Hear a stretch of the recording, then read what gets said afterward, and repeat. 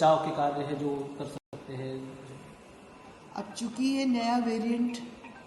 भारत में तो आ गया है, 2 अभी लखनऊ में नहीं आया है, या हम कह सकते हैं नॉर्थ इंडिया में नहीं आया, बट हम लोग को प्रिकॉशंस तो पूरे लेने शुरू कर देने चाहिए। और कोविड के प्रिकॉशंस तो यूनिवर्सल हैं कि मास्क पहनना सबसे ज़रूरी है। कि अब हम लोग कोई पब्लिक प्लेस में जाएं, स्पेशली वो क्लोज्ड हो पब्लिक प्लेस, जैसे ट्रेन्स हो या फ्लाइट्स हो या बसेस हो, तो हम लोग, या अगर सिनेमा हॉल में जाएं या किसी शादी में जाएं,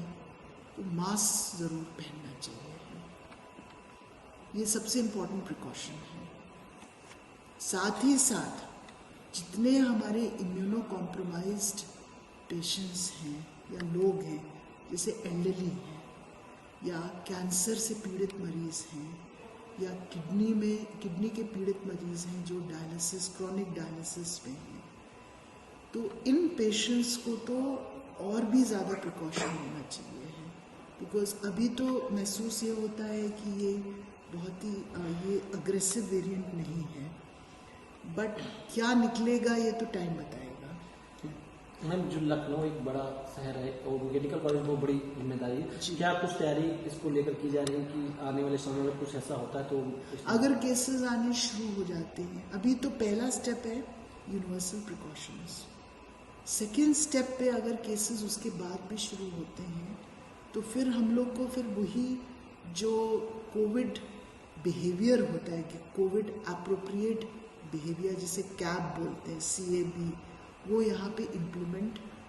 कंपल्सरीली करना पड़ेगा। To wear mask OPD areas में, स्पेशली OPD एरियाज़ में, to wear wash your hands, sanitize the hands and to wear mask. और जो वनरेबल पॉपुलेशन है, elderly population, patients on cancer treatment, patients on chronic dialysis, उनके लिए तो ये precautions और भी जरूरी है।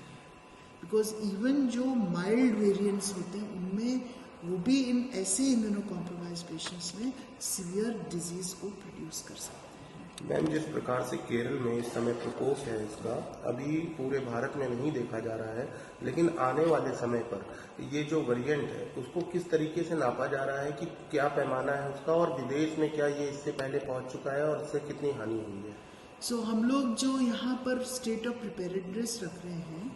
कि अपनी माइक्रोबायोलॉजी डिपार्टमेंट में इसकी जो सीक्वेंसिंग की फैसिलिटी है वो तैयार रख रहे हैं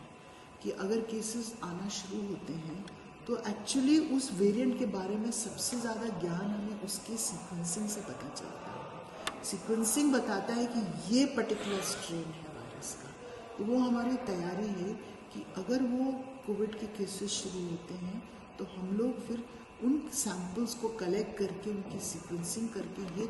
बताएंगे कि ये कौन सा वेरिएंट है।